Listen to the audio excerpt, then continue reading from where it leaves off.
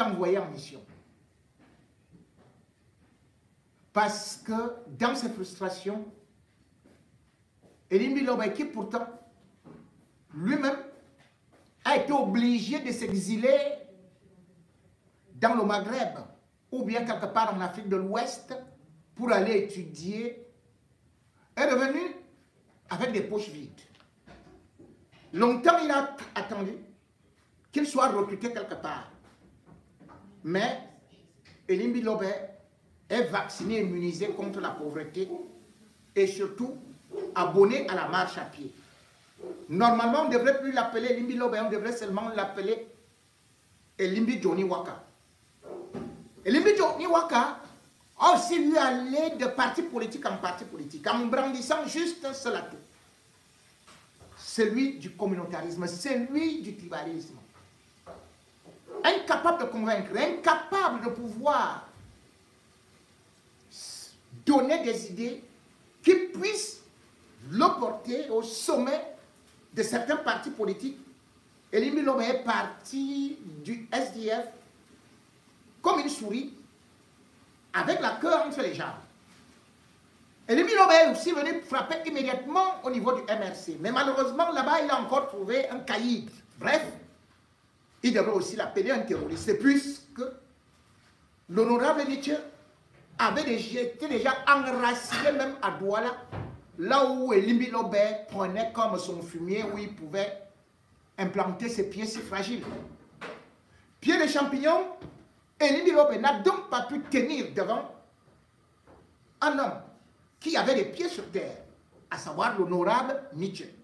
Lui qui voulait bien évidemment aussi être quelque chose avec le MRC, on lui a demandé d'aller compétir, comme tout le monde, afin de pouvoir être élu.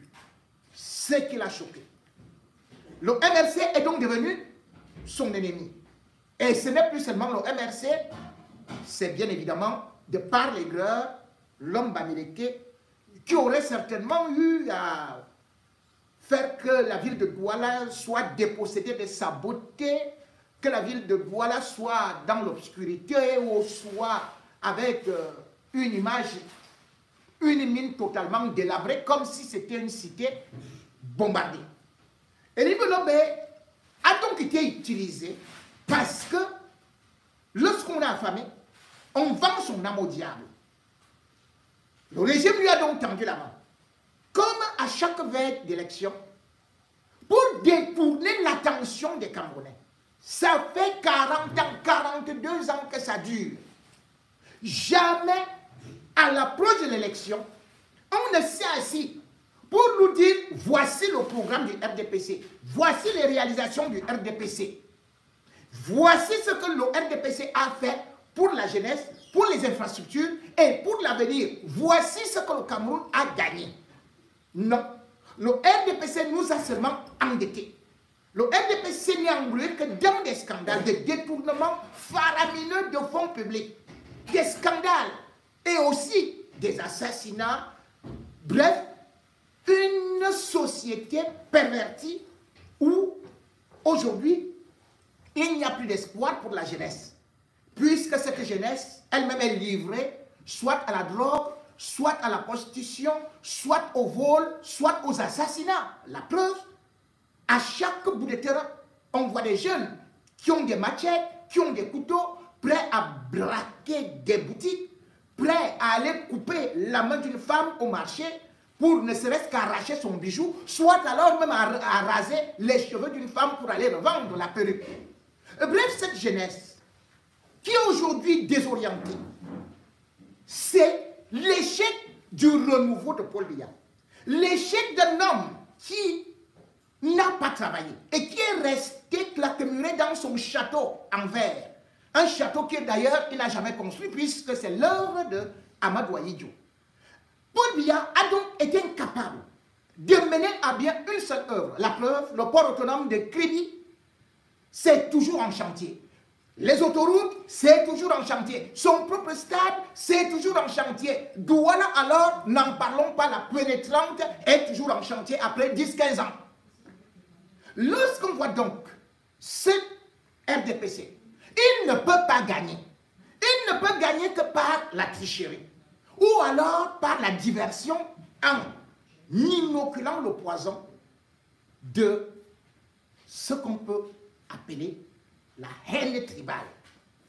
Voilà donc le rôle qui a été assigné à Elimbi Lobé. Et bien évidemment, le peuple camerounais commence à comprendre, puisque le jeu d'Elimbi Lobé était de faire sortir aussi le Bamileke pour se révolter. Et comme ça, ils allaient immédiatement mettre ce qu'on appelle un couvre-feu. Bien évidemment aussi les Aoussa de l'autre côté, ou alors les nordistes. Ça a été fait, on a voulu les utiliser. Mais qu'est-ce qui s'est passé? C'est que le peuple camerounais comprend déjà. Ils sont allés jusqu'à saboter la tombe de Ernest Ouadier. Ils se disaient que cet acte-là, vil et lâche, allait soulever des populations. Et comme ça, ils allaient sortir la seule arme qu'ils ont, la répression. Et comme ça, ils allaient certainement aussi créer ce qu'on appelle le couvre-feu. Mais ça a échoué. Et ils ont commencé donc à attiser. Ils se sont contentés parce que n'ayant plus, et voyant comment est-ce que octobre 2025 s'approche, ils se sont dit, on s'accroche sur quoi? Sur la base.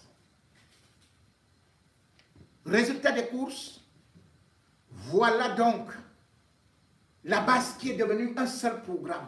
Le programme du RDPC. Le programme pour la campagne présidentielle. Vous avez vu ça où? Dans quel pays? Où le seul sujet, c'est la farine. Le communautarisme.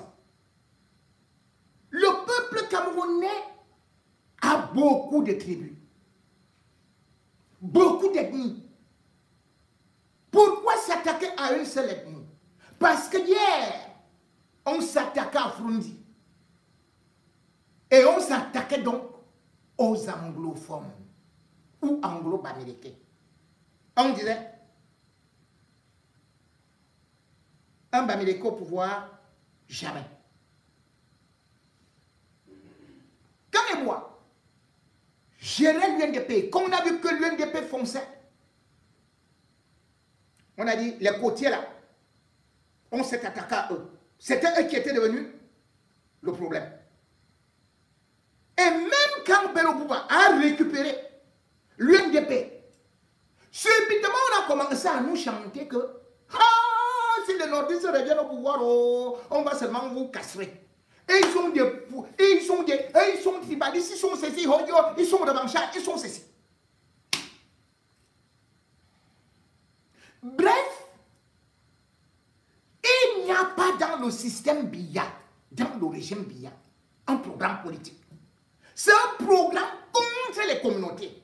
Dresser les communautés les unes contre les autres. Fragiliser les hommes politiques en leur inculquant plutôt un visage communautaire, tribaliste, xénophobe. Alors que c'est eux qui sont des vrais xénophobes. Aujourd'hui, c'est un procès kafkaïen. Lorsqu'on regarde ce qui s'est passé entre ceux qui ont carrément annoncé le coup d'État, l'ont soutenu, on dit que, et ont appelé l'armée, tel que Rifoué, docteur Rifoué, sur les plateaux télé.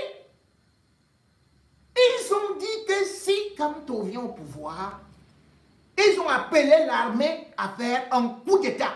Tout le monde a vu ça pendant des jours et des semaines. Ils ont fait le plateau des télés appelant à un coup d'État. Ils n'ont jamais été inquiétés. Mais aujourd'hui, après son audition, Parfum qui a juste dit, qui a rappelé une citation de Laurent Gbagbo et qui n'a jamais appelé quiconque à prendre les armes contre le régime militaro-tribaliste de Biya. Il n'a pas appelé. Mais aujourd'hui, on lui colle comme motif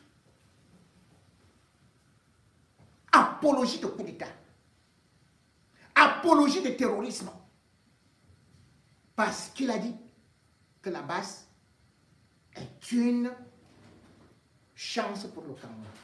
Pendant ce temps, Elimbi Lobé, qui passe le temps à insulter, à dénigrer l'homme américain, des communautés, à attiser la haine, alors que la loi l'interdit, Elimbi Lobé bénéficie désormais de la protection des services de sécurité de l'État du Cameroun, offert par Martin Bargangele. Et il vient se taper la poitrine à la télé pour dire merci à Paham Bargangele.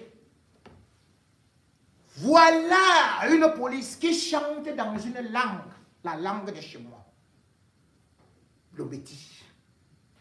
Une police républicaine. Non, elle n'est pas tribaliste.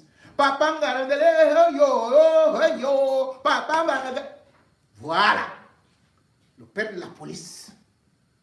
Quand on chante dans sa langue pour une police nationale républicaine, quand dans les ambassades on parle une langue, non, il n'y a pas de tribalisme. Mais là, Elimbi Lobé se balade en toute liberté, en toute quiétude, protégé par les forces de sécurité, lui qui devrait déjà aller en prison parce qu'il est en train de faire craquer les derniers ciments d'une unité si fragilisée. Il est en train de tout faire pour créer une guerre civile. Et il se vante comme un grand bandit. Lui qui a appelé Ernest Ouandié, nationaliste bandit. Défiant même, piétinant le décret de Paul Biya, chef de l'État. C'est aujourd'hui que lui, il est gardé. Il est protégé. Protégé pour insulter les autres communautés, pour saccager, pour allumer le feu.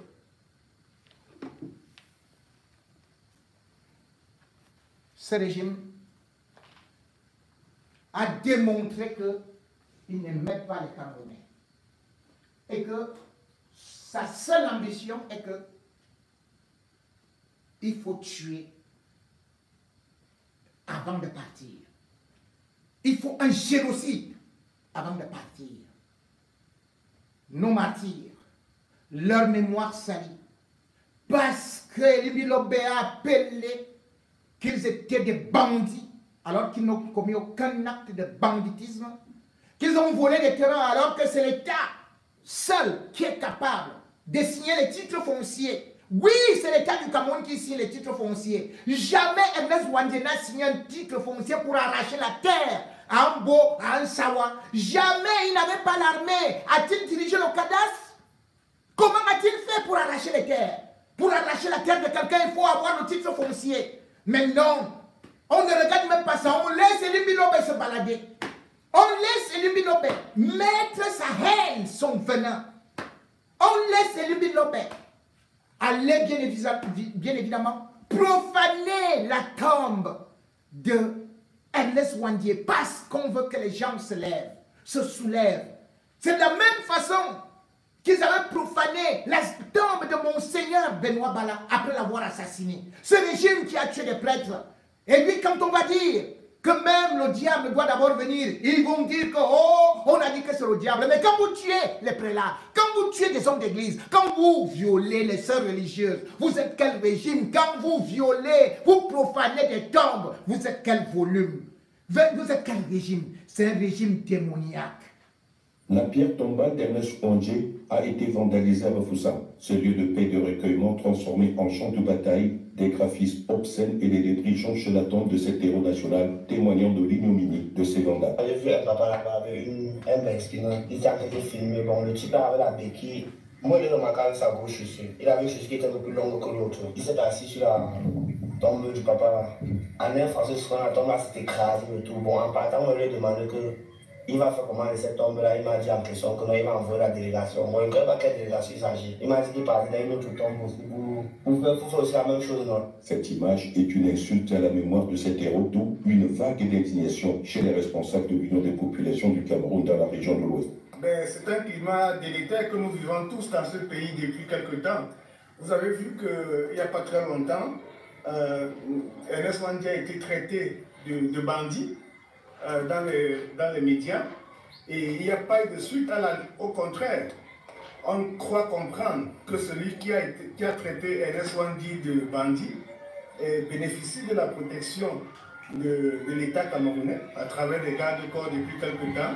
Ernest Ouandji, qui fut secrétaire général de l'UPC, a été fusillé le 15 janvier 1971. Sa dépouille a été inhumée dans un cimetière situé à proximité de l'église évangélique du Cameroun, paroisse du Plateau. Avant la fin de la journée, une plainte sera déposée et l'UPC se réserve la suite des événements. Aujourd'hui, ça peut déposer combien de plaintes? Être un lieu de Aucune plainte n'a abouti. Une atteinte intolérable à la dignité de cet homme qui a sacrifié tout pour son pays. Écoutez le fou là. Écoutez le fou. Il n'aurait pas tout ça par là. Je l'ai déjà dit. Il est victime du tribalisme à haute échelle. C'est de ça qu'il est question. On a conçu cette équipe qui est allée gagner à travers les continents. On sélectionnait les joueurs. Aujourd'hui, il y a un débat, on dit que on n'a pas pris Djelani, on n'a pas pris Toumo, on n'a pas pris Topani, on n'a pas pris celui-là parce que on a donc mis une équipe qui est faite de Bami. Ça a gagné. Ça a gagné. Je vous demande pour tout ce que tu fais, ça a gagné. Est-ce que l'équipe est faite d'une seule tribu avec... C'est donc ça le problème, c'est que la mentalité. La mentalité, comprenez bien. Il s'agit de la politique qui gangrène, qui amène les gens à utiliser des sphères pour contrôler ce qui est institutionnel. Je suis chagriné et j'ai envie de dire à Monsieur le Président de la République, quand vous aussi vous prenez des décisions, pensez à nos souffrances. Pensez aux souffrances que certaines décisions, Monsieur le Président, quand vous prenez certaines décisions, pensez aux souffrances que ces décisions peuvent infliger à la nation. C'est pas bien d'être en colère, hein? Nous ne pouvons pas vivre avec des gens dont l'orgueil est le seul mode de fonctionnement et qui n'écoutent personne. Vous êtes dépassé. Alors, je ne suis pas dépassé. Je ne suis pas dépassé. Je ne suis pas dépassé. Je vais te dire ce que je suis. Je vais te dire ce que je suis. Vous êtes dépassé. Je vous méprise. La colère, c'est pas bien. Vous cassez les ambassades, on vous libère parce que toute la nation demande ça. Et vous estimez qu'on peut venir sur des plateaux de télévision. Mais nous faisons un sophisme abject. Vous croyez que vous connaissez le droit plus que qui? Je ne veux pas partager de butin avec des orgueils, des insensés. Excusez-moi du peu, des imbéciles. Non. Parce qu'on ne peut pas avoir dans un pays des gens qui sont convaincus qu'ils ont raison et qui acceptent la mansuétude. Si vous êtes convaincu que vous avez raison, si vous êtes convaincu dans un pays normal, cet type aurait déjà eu 40 ans de prison. Voilà. Je vous redonne la parole. J'assume ça. Je vous redonne la parole. Parce que je suis agacé de voir. Le temps de dire un mot, je vous redonne la parole. Je peux dire un mot. Dites ce que vous voulez. En votre nom, je retire votre mot. Oui, vous retirez ça, mais moi, mon mot est bien. Allez-y. Et il est à sa place. Allez-y. Parce que je ne peux pas comprendre que des gens qui estiment qu'ils ont les bons droits, ils sont capables de se défendre. Mais pourquoi vous acceptez la mansuétude? Ce n'est pas une mansuétude. Au fait, tout à l'heure, je parle où c'est vous. Je n'ai pas besoin de vos explications. Moi, je n'ai pas besoin de vos explications. Vous êtes déjà à insulter, monsieur. Vous êtes déjà à insulter. Vous me comprenez bien. Vous comprenez? Je ne peux pas comprendre que des gens qui sont convaincus qu'ils étaient dans leur bon droit, ils devaient accepter de faire face à la rigueur de la justice jusqu'au bout. Démontrer leurs raisons. Merci, D'accord? Au lieu de venir nous démontrer ça ici, tout le monde sait que ces gens-ci sont mauvais. Et Cameroun, 1 an après sa mort, Martinez Zongo laisse un grand vide et l'enquête. Écoutez comment il va aussi traiter Martinez Zongo. Est-ce que vous avez le même sentiment? Le débat sur le meurtre d'un bandit qui a été tué par d'autres bandits, parce que c'est à la RFI qu'on dit que Zongo était journaliste, il est sorti d'aucune cœur de journalisme. Il ne suffit pas que quelqu'un ait l'opportunité de parler dans des micros. Et lui parle à la télé en tant que qui? Et lui, l'homme est sorti de quelle école pour venir parler? On fait un procès à un système. C'est un système. Il était un acteur de ce système. Lorsque M. Zongo brillait par le brocardage de M. Essolora, est-ce que vous avez fait des émissions pour dire mais qu'est-ce que c'est que ce journalisme-là? Vous n'avez pas fait. Donc, ce monsieur fait l'apologie d'assassinat. L'apologie d'assassinat. Quand vous le faites dans une marche, y compris les hold-up électoraux, les plans de résistance, et que vous suivez 200, 400 personnes sur tout l'étendue de la planète, pour un parti qui mobilise. Je parle d'un leader qui vient d'une région. C'est justement pour faire comprendre à celui-là qui arrive et qui cristallise toutes les haines. Même Radio 1000 Collines ne faisait pas ce qu'on fait comme c'est pas possible. Quand tu le dis, il pense qu'il oppose qui à qui. Quand on traite les ressortissants d'une région de moutons, parce qu'on parle de donner cours, qu'est-ce qu'on traite le message qu'on veut passer? On demande aux gens le tribalisme, c'est quoi? Ils disent ce dont ils sont victimes. Ils ne disent pas ce qu'ils infligent aux autres. Moi, je vais vous dire ce que c'est que le tribalisme. Sur le plan de la vie sociale, tu as dit qu'à Youbé, il y a combien de foyers? 254 foyers. Et tu as réparti ça tout à l'heure. Il y a 253 qui viennent de l'Ouest. Voilà, tout le monde entend. Tout le monde entend. Voilà des gens qui arrivent dans un territoire. Créer un foyer, c'est déjà un problème. Une aire géographique. Une partie du mais je te dis qu'en France, il y a les foyers maliens. Qui organisent foyers sénégalais. D'avoir une vie. Si les Français parlaient comme ça, s'ils réfléchissaient comme ça, c'est pas ce que nous avons appelé tout à l'heure le répit identitaire. Est-ce que vous avez 250 fois, je parle, il dit que c'est seulement à New Delhi. Donc si tu prends aussi à Bepanda, si tu prends aussi à... Les foyers, c'est comme les associations, monsieur Nimi Lobert. Tu vois le nombre de foyers. C'est des foyers culturels. Organisés, créés par des ressortissants d'une région. Qui se plaît au quotidien que le tribalisme. Mais c'est vous qui créez la distinction, la spécification, le repli en vous-même, en lieu et place des comportements d'intégration. C'est pour ça que j'ai dit tout à l'heure. Il y a des foyers juifs, des foyers tels. Vous avez combien de foyers dans la ville de Douala? Vous avez si vous ne créez pas de foyers, où est le problème?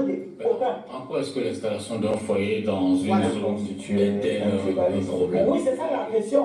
En quoi est-ce que vous dites que rentrer chez vous est un problème? On peut poser ce genre de questions. C'est pourquoi je vous ai dit tout à l'heure que le tribalisme est un comportement. Donc, le Cameroun... Si vous êtes parti de si vous êtes à Douala, vous n'êtes pas au Cameroun. Et chacun au Cameroun a sa région d'attache. C'est pour ça que la Constitution consacre des droits spécifiques à l'autochtone. Merci, monsieur le député, de me donner la parole. Et je comprends pourquoi certaines personnes échouent constamment dans leur vie. Non. Vous aurez pu finir dans la vie politique. Non, pas dans le Je vous laisse le texte que vous avez laissé de d'accord, ok. Monsieur le député, oui. Moi je crois que laisser à chacun s'exprimer. Oui, mais je dois faire la police de la politesse. D'accord. Ah non, il n'y a pas eu, monsieur le député, il n'y a pas eu de police. Vous savez que dès la première minute, moi je vous ai repris. Et juste après ça, je suis extrêmement tolérant vis-à-vis de vous. Bon, monsieur le député, moi je vous comprends. Tu quittez votre plateau. Je ne suis pas quand tu vas être complicite. Tu vas votre plateau, vous t'appelles pendant 20 minutes, vous ne devez pas parler de sortir. C'est pas possible. Ce que vous faites est extrêmement désagréable. Ce que vous faites est extrêmement désagréable. Je me suis excusé. Non, mais vous... Tu vas me permettre quand tu vas être complicite. Tu vas votre plateau, vous êtes pendant 20 minutes, vous t'égez. Maître, vous ne pouvez pas le dire. C'est pas bon, c'est tu vas dire c'est bien.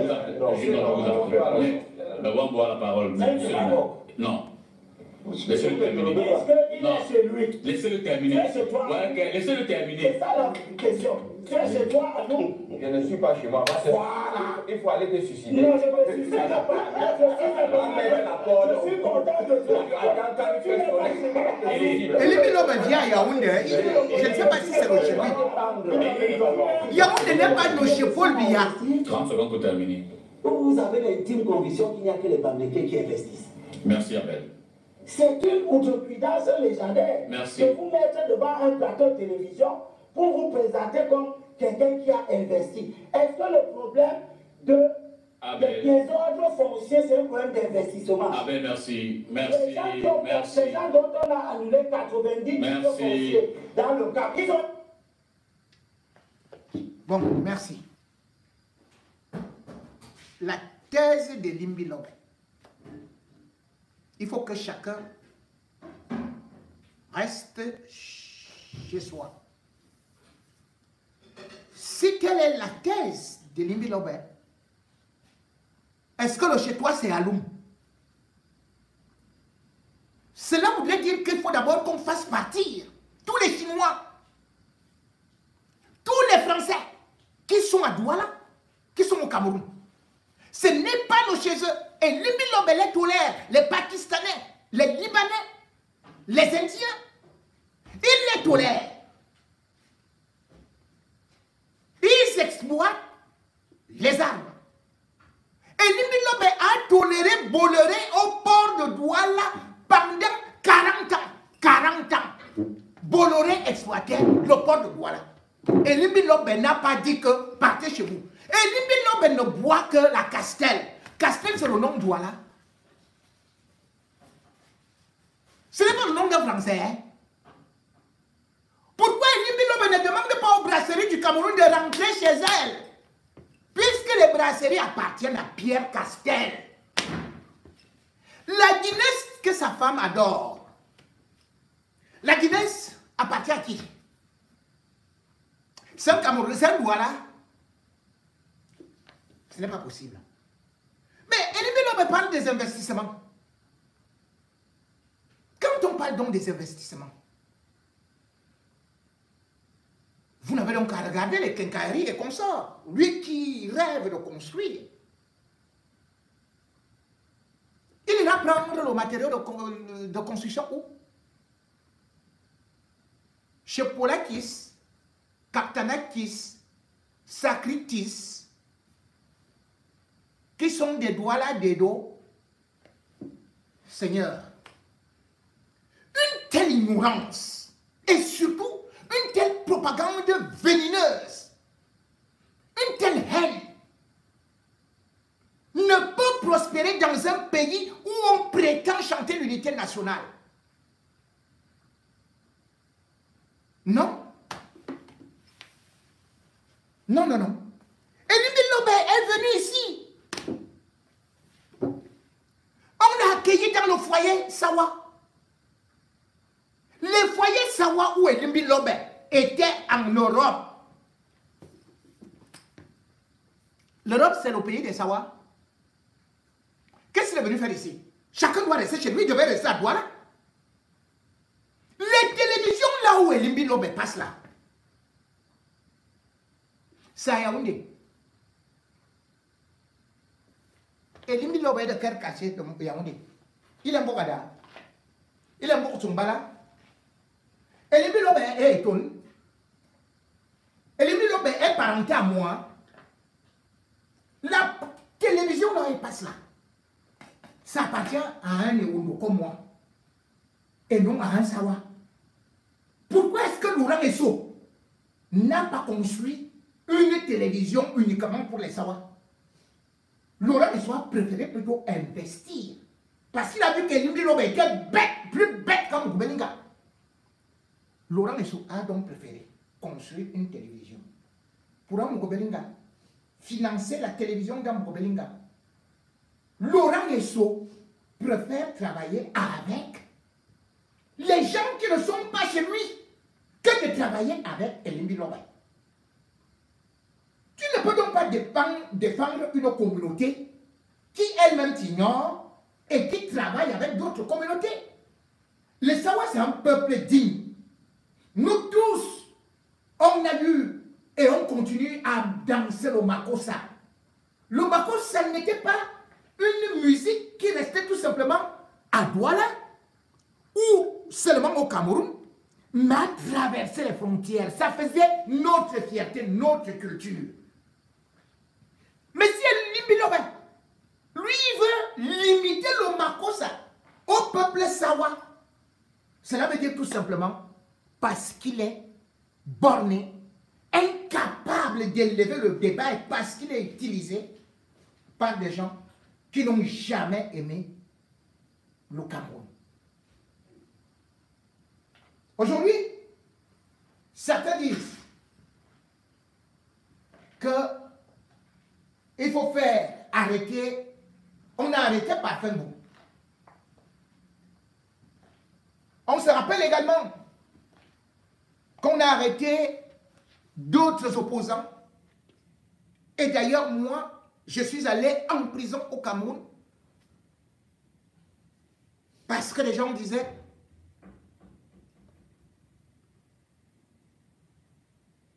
que j'étais presque terroriste avant. Les accusations étaient pires que celles de Ben Laden. Outrage à chef d'État, commentaires tendancieux, propagation de fausses nouvelles.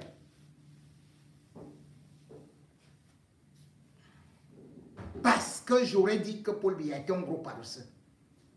Voilà tout. Interdiction d'exercer la profession de journaliste. Donc vous vous rendez compte. On interdit aux journalistes d'exercer leur profession. On bannit certains des plateaux. Et il y a un Conseil national de la communication qui sert de véritable police. Qui est toujours prompte à punir Equinox. Mais ailleurs, c'est le défouloir du tribalisme, de la xénophobie, de la division et même des appels au coup d'État.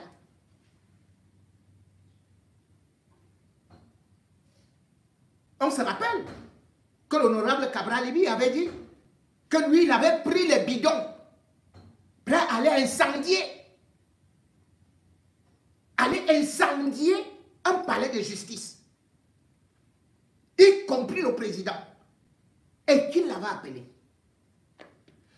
Aucun préfet, aucun gouverneur, alors qu'il n'était même pas encore député, aucune autorité ne l'avait interpellé ou inquiété.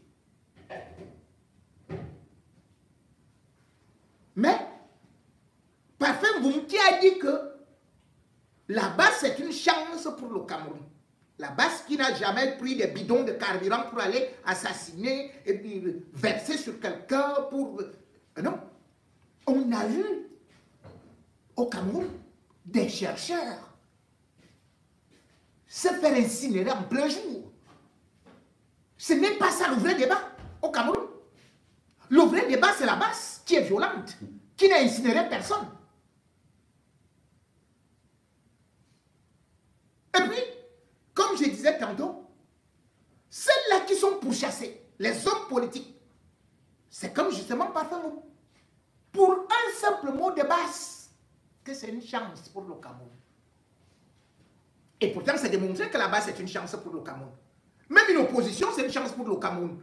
Et de toutes les façons, les activistes sont partout une chance pour des pays parce que ça vous permet de rester à carreau et de savoir que moindre glissade, vous serez corrigé par la société civile. Mais quand on regarde donc cette loi qui ne s'applique pas à d'autres, voilà,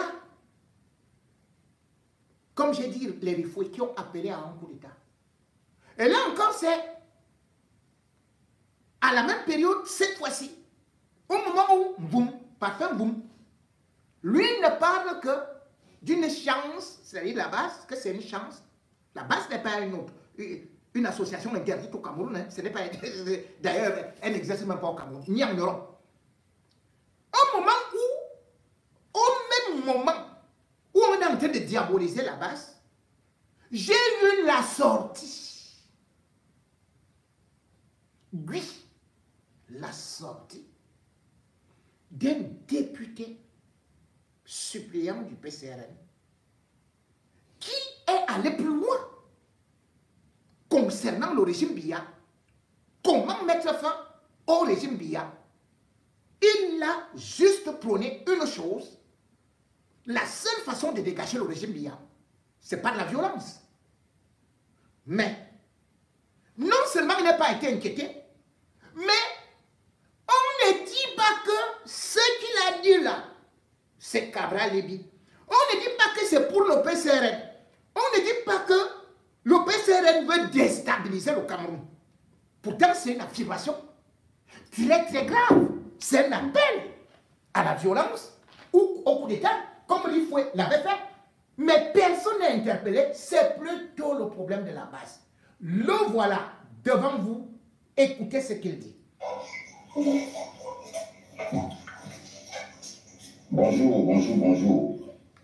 Ou bonsoir, selon le lieu où vous m'écoutez en ce moment, lorsque la vidéo vous parviendra.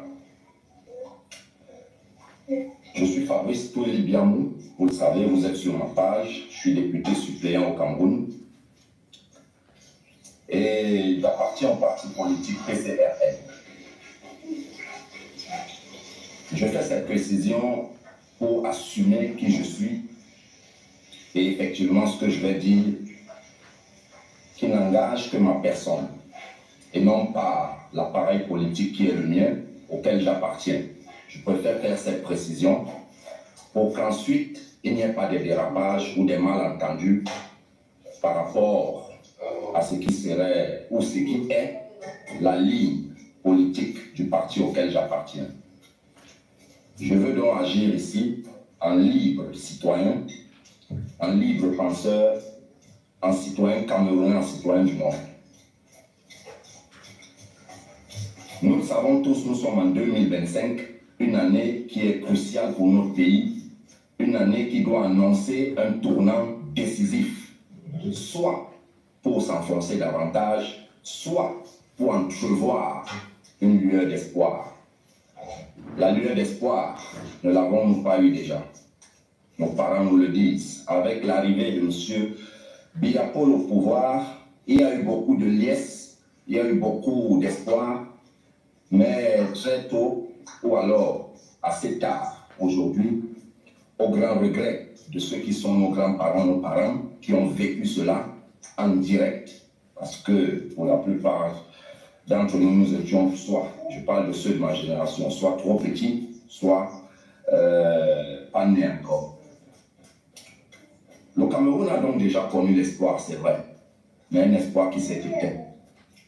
Il est donc question de ramener cet espoir, de faire renaître cet espoir en 2025, cette année qui est une chance, une année électoraliste, une année électorale, qui est une chance pour notre pays. J'ai envie de dire que l'espoir que nous allons faire naître ne s'éteindra plus jamais. Elle ne s'éteindra plus jamais. Du moins, pour ce qui me concerne en tant que jeune Camerounais, elle ne s'éteindra plus jamais, quel que soit le dirigeant que nous aurons. Maintenant, pour en venir au fait, voilà. La semaine dernière, je faisais une vidéo où je vous annonçais, où je partageais avec vous la réflexion qui est la mienne, qui d'ailleurs, au demeurant, est connue de tous les milieux sociaux que je fréquente, que ce soit politique ou civil. En réalité, je disais et je le dis et je le maintiens encore, le départ de M. Biya du pouvoir ne se fera pas sans la force. Hein? Le départ de M. Biya au pouvoir, écoutez-moi très bien, chers compatriotes, chers Camerounais, chers jeunes surtout, parce que nos parents ont fait leur part. Aujourd'hui, c'est notre part. C'est à nous d'écrire notre histoire. M. Biya Paul ne partira pas du pouvoir sans la force. Et en réalité, son départ n'est pas une affaire de sa personne. Il faut qu'on se comprenne très bien. C'est la petite oligarchie qui est autour de lui, qui en réalité gangrène notre pays aujourd'hui. C'est cela qu'il faut faire partir par la force. Parce que M. Biya aujourd'hui n'est qu'un pamphlet, n'est que le buisson qui cache cette forêt-là, ou alors cette nébuleuse-là, qui gangrène notre pays, nous appauvrit, nous crée la tourmente, et bref, le vocabulaire me manque. Mais vous aurez très bien compris la gêne qui est la mienne. Que le chef n'est pas responsable. Parlons de force, chers compatriotes. J'ai lu certains d'entre vous sous mon post, sous ma vidéo de la semaine dernière, me demandant que cette force-là, à laquelle je fais allusion, non mais elle est simple. Monsieur Biya, depuis 43 ans, il s'est armé pour rester au pouvoir. Il faut être prêt à lui opposer les mêmes moyens. Il faut être prêt à lui opposer les mêmes moyens, c'est-à-dire à lui et à sa clique. Ça veut dire... Député PCRL, pour ceux qui viennent le leader, je ne vais pas prononcer son nom parce qu'il n'est plus de ce monde, paix à son âme, dans les années 92, après avoir gagné les élections, a dit qu'il ne marcherait pas sur les cadavres des Camerounais pour entrer à Itoudi. Je suis désolé, quand on veut libérer son peuple, s'il faut casser les œufs pour faire des omelettes, on casse les œufs. On casse les œufs pour faire les omelettes.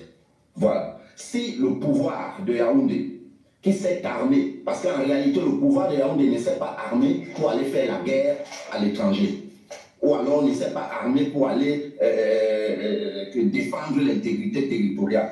Oui, on va évoquer Bakassi, mais ça s'est joué dans les tribunaux, plutôt que sur le terrain, même si on va parler de dissuasion en termes d'armée et autres. Mais la vérité, c'est que cette armée-là, chaque fois que le peuple a voulu, au travers des leaders politiques, exprimer sa volonté, il a été réprimé de la plus violente des manières.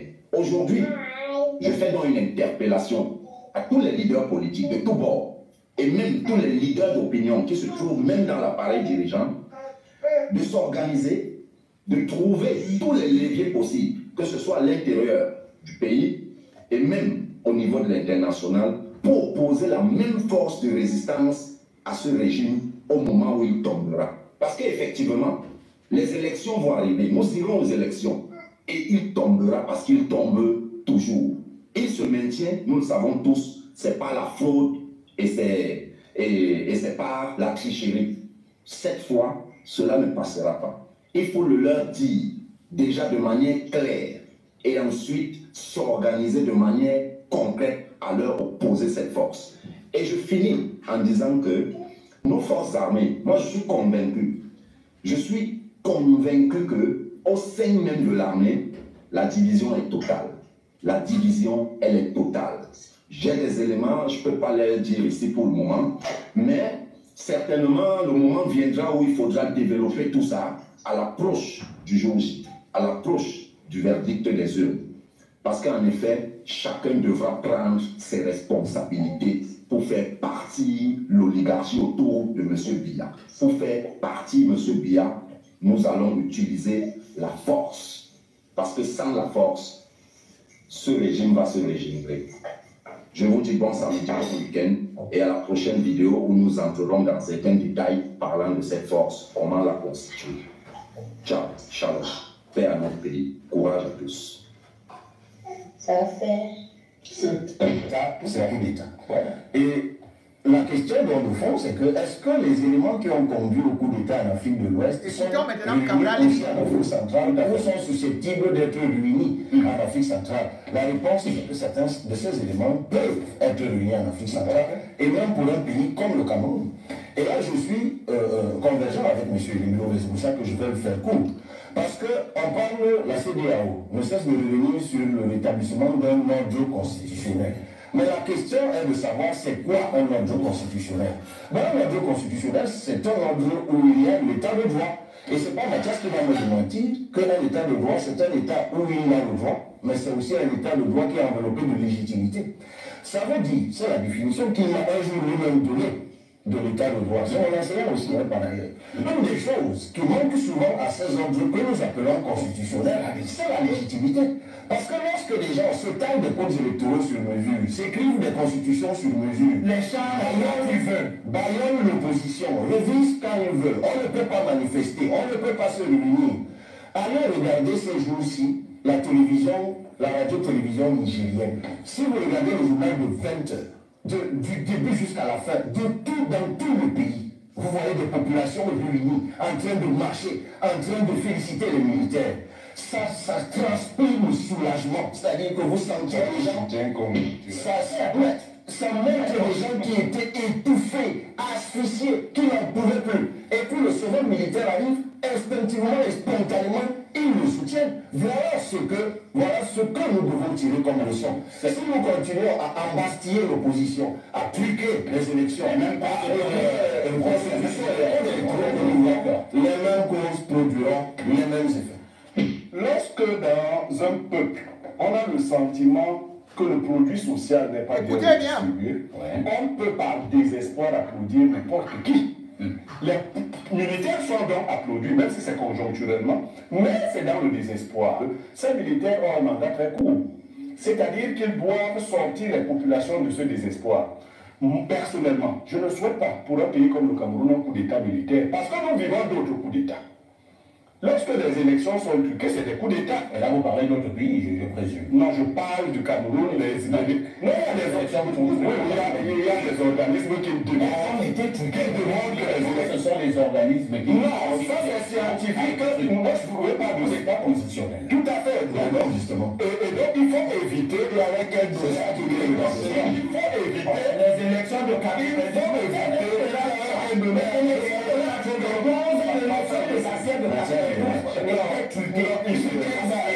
nous vivons tous au Cameroun, et l'échantillonnage n'est pas difficile à faire. Je me suis souvent demandé où est-ce que le RDPC prend ses résultats. Si vous êtes dans un bus de 70 personnes, vous commencez à parler d'élections, vous avez l'impression que 50 personnes sur 70 sont contre le RDPC. Mais par magie. C'est que ça, c'est la meilleure manière de... Non, on appelle ça des échantillonnages. Vous pouvez ramasser ça. Mais en fin de compte, vous voulez que le RDPC a gagné. Voyez donc, mesdames et messieurs, ça c'est un débat ou des débats organisés sur la même télé où on parle, on a soutenu le putsch, exactement comme ils sont en train de dire, c'est l'apologie. Que parfois Mboumki, lui, n'a pas soutenu le putsch. Vous allez l'écouter tout de suite. Mais ici, personne n'avait été interpellé. C'est le même plateau où on vous parle du trucage des élections, qu'au Niger, les gens sont contents quand les militaires arrivent au pouvoir parce que le peuple en a assez. Et ça, c'est le patron, le président d'un parti politique, c'est-à-dire que Cabral Lidi, qui a dit ça. Imaginez tout simplement, Bébou Nissa, parce que d'ailleurs, Cabral Lidi fait bien de le souligner, que vous ne pouvez pas empêcher les manifestations, vous embrigadez les opposants. Bébou Nissa n'avait aucune arme, n'a même pas marché. Le professeur Fogué n'a même pas marché. Il voulait aller rendre visite à Maurice Kamto. Il n'était pas dans un gang, il n'avait rien comme arme. Il a pris 7 ans. 7 ans d'emprisonnement par le tribunal militaire. Bébou Nissa n'est même pas sorti de chez lui. Il a pris 7 ans. Mais comment vous voulez donc que... On dit que non, il avait l'intention et il était chez lui. Comment vous voulez donc que les gens arrivent à la télévision, parlent de coup d'État, soutiennent le coup d'État au Niger, au Burkina Faso, au Mali, avec les ennemis qui soutiennent également le tribalisme. Ils ne sont pas convoqués par un commissaire de police, un officier, même un inspecteur de police. Là, le CED ne les connaît pas, le commandant de compagnie ne les connaît pas, le commandant de groupement ne les connaît pas, s'en fout. Alors que c'est là où plutôt le tribunal militaire devrait s'intéresser. Mais concernant Celui qui n'est pas dans leur poche, comme par exemple Parfait Ngoum, il est dans la même lignée que les militants du MRC. Cela veut dire que quand vous voyez le régime Biya s'attaquer à un opposant, c'est que celui-là fait terriblement peur. C'est que celui-là est sur la voie du salut. Et c'est celui-là qu'on veut diaboliser. Et donc pour le diaboliser, tous ceux qui peuvent penser comme lui, ou tous ceux qui peuvent le soutenir, eh bien, on cherche donc à les museler. Quand on fait ça contre Parfait Ngoum, regardez sur les réseaux sociaux. Je pense que la base est une chance pour le Cameroun. Voilà tout ce qu'il a dit. Écoutez.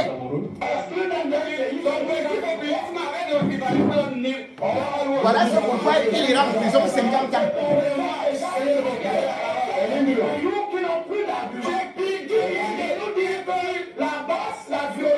Monsieur Déjà, je pense que la base est une chance pour le Cameroun.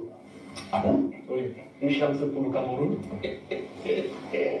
Parce que quelqu'un disait, et c'est Laurent Gbagbo qui disait, quand les institutions sont bloquées, les coups d'État sont nécessaires. C'est Laurent Gbagbo qui le disait.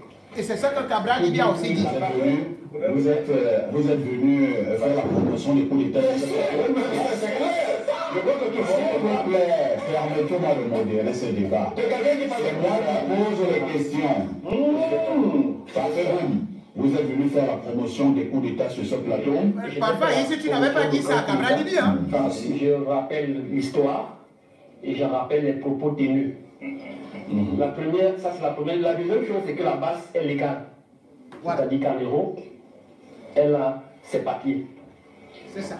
Troisième chose, la base n'est pas constituée d'une ethnie, elle est constituée de plusieurs ethnies. Quatrième chose, la base a agressé tout le monde, toutes les tribus, si vous voulez. Il a dit que, est-ce que Cortés a été agressé par la base? Oui, Cortés a été agressé par la base. Oui, les chefs traditionnels de l'Ouest ont été agressés par la base. Est-ce que la base a agressé le président Nyadji Fedji? Comme elle n'a pas agressé Laurent Issou par exemple. Donc il n'y a pas de Laurent Issou. Oh là là, si je vais te laisser parler. Laisse-moi te laisser parler. Je vais te laisser parler. Parce que tu parlais, tu dévoilais un certain nombre de choses inexactes. Je vais laisser parler. Effectivement, la base n'a pas boycotté Laurent Issou qui est ici, qui se soigne. La base ne boycotte pas les malades. Ou bien toutes les tribus. Et la base est constituée des Camerounais qui, à un moment donné, pensent que le système actuel ne doit plus continuer à fonctionner tel qu'il fonctionne. Et ils ont donné leur liberté de faire ce qu'ils veulent là où ils sont. Et plus loin, il y a des bases au Cameroun. Voilà des bases au Cameroun où on n'a pas vu tout ce qui a Bouala intervenir. La base n'a qu'à parler à un ministre. Il y a les bases du Cameroun. Les bases du Cameroun ont tué des gens dans plusieurs zones reculées de la République. On n'a pas vu les gens se lever. Ces bases du Cameroun, il s'agit de qui? Les bases du Cameroun. On a vu à Moyo des morts. On a vu en Gondia des morts. On a vu dans le Dé des morts. On a vu à San Mélima des morts. Les bases du Cameroun. Parce que nous sommes sur un plateau très sérieux. Vous dites qu'il y a eu une base à Moyo avec des morts. Vous avez parlé d'autres localités. Donc, Info TV n'est pas au courant de ça. Donc, ils sont pas au courant qu'il y a 2 morts là-bas. Des membres de certaines communautés ont été tués à Moyo. Et sans que. Ne vous énervez pas. Non, on sait ce qui s'est passé à Moyo. On sait comment les commerces ont été vandalisés, comment on a cassé les gars, par communauté. Oh là là, explique comment on a fait. Oh là là, on sait tout ce qui s'est passé à Moyo, tu comprends, tu comprends partout, et personne n'est monté créneau pour dire que arrêtez ça. On a vu des gens être torturés ici dans les commissariats, gendarmerie, par un certain nombre de personnes. Il y a personne qui dit que le chien est fort chez lui. Et ces gens font les gens ici au Cameroun. Nous ne les dénonçons pas. Maintenant, on enfarine un ministre qui est même à l'origine de tout ce que nous avons comme problème dans ce pays. Vous prenez ça, vous dites qu'il y a eu ceci, il y a eu cela. Pour moi, il fait partie du système qui nous torpille, qui fait tout ce qu'il y a ici. Et l'enfariner, c'est... Pour moi, c'est pas, il n'y a pas de quoi se mettre sous la dent. Donc, il est donc important de dire que si nous condamnons la base, proportionnellement, nous devons condamner tous les actes de violence qui se déroulent dans ce pays contre des communautés, contre un certain nombre d'acteurs. Sur ça, je ne peux ne pas le relever. Merci. Voilà. Et vous l'avez d'ailleurs relevé. De violence. Sauf que, moi, quelqu'un m'a écrit sur ma page, tu viens en Europe quand? Comme pour me dire que si j'arrive en Europe, ils vont me verser là. Tu n'es pas utile, mon cher. J'ai 43 000 followers, tu as pas pu passer. Alors, je peux montrer le message. Il blaguait. Non, il blaguait. Parce que moi, tu es un des journalistes de Facebook. Non, je ne cherche pas des gars comme toi. Je suis plus utile que toi. Laisse la peine. Je peux te le couper. Laisse-le comme ça. Je ne suis pas venu ici pour ça. Le vote de l'opinion était payé dans une télévision où lui-même il est expliqué. Vraiment. Je suis sorti, mais je non, mais il n'est pas utile pour la base. Voilà, il n'est pas utile pour la base. Parfait, vous n'aurez pas le privilège qu'il veut, c'est-à-dire quand les parfaits, vous veulent aller à l'Europe. Il faut qu'on sortir d'ici, on dit qu'il était à une émission à Info TV, après on l'arrêtait. N'arrêtez pas parfait, vous. Il ne sert à rien. Donc voilà, donc on l'a arrêté. Donc voilà qu'on l'a arrêté. J'ai commencé ce combat. Parfait, je suis là depuis 2 ans. Voilà. Je dis non, que nous avons donc ce genre d'individus qui vont colorer des mouvements terroristes. Si vous êtes contre les actes qui se produisent à l'extérieur, à l'intérieur, nous voulons nous sentir aussi incisifs. C'est-à-dire quand on empêche aux partis politiques de s'exprimer, de manifester, de présenter des candidatures, vous devez être incisifs. Quand il y a des phénomènes dans des villages, dans des arrondissements, sur vos pages, sur vos pages, est-ce qu'on a empêché un politique de présenter sa candidature sur vos pages, on a refusé aux dirigeants du SDF au Cameroun et ils n'ont jamais dit à qui que ce soit d'adresser les ministres sur vos pages. Qui vient d'arriver. Je suis là avant toi, Elimbi. Je suis là avant toi. Je suis là avant toi. Je suis là. Voilà. Tu es même avant moi dans tout. Voilà. Sauf que je suis ton neveu et à politique et même à l'âge. Et je te dis que le SDF, tu viens d'être le tabac qui est parti de toi-même. Je suis comme toi, on nous exclut ensemble. On ne va pas exclure. Moi, exclu. Voilà, c'est là on devait t'exclure. Toi, d'accord, tu es parti pourquoi? Toi, tu es parti pourquoi? Toi, tu es parti pourquoi? Parce que tu disais que les bandits ne peuvent pas te donner de place. Oui, c'est ça, j'étais là aussi. J'étais là aussi. Donc, tu es dans ta logique de vie. Tu es dans ta logique de vie. Oui. Si tu as été exclu du SDF, ce que je n'ai pas été, c'est précisément parce que le SDF s'est rendu compte qu'avec une racaille de cet ordre-là, il s'éloigne de son objectif. Mais il parle de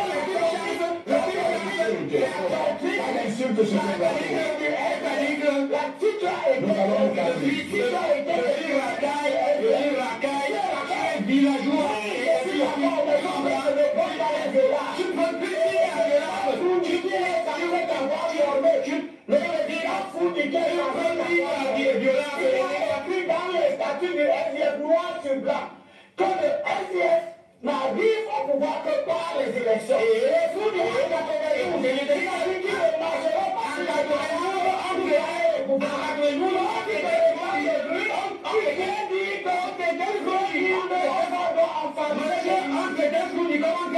aujourd'hui, avec les nous aujourd'hui, voilà, donc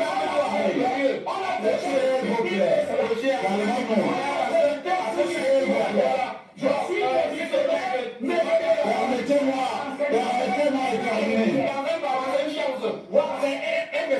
Permettez-moi de développer ça.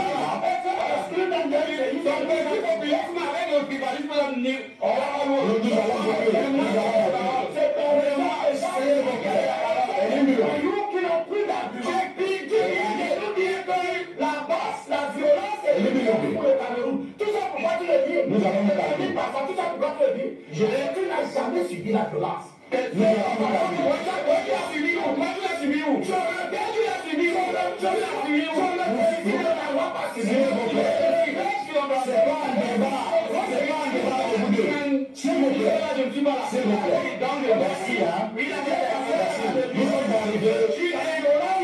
Alors là, moi j'ai un philo. Bon, est-ce qu'on peut s'arrêter? De ce programme-là, nous sommes à la vous n'avez plus la parole. Vous n'avez plus la parole. S'il vous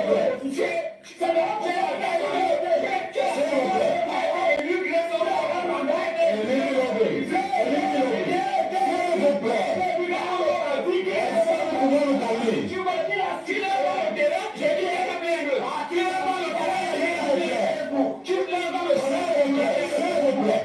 On nous regarde à mon dos, s'il vous plaît.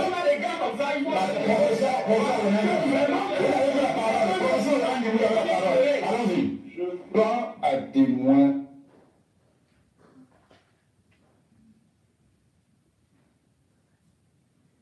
Merci. Je n'ai plus rien à dire. Je m'arrête là.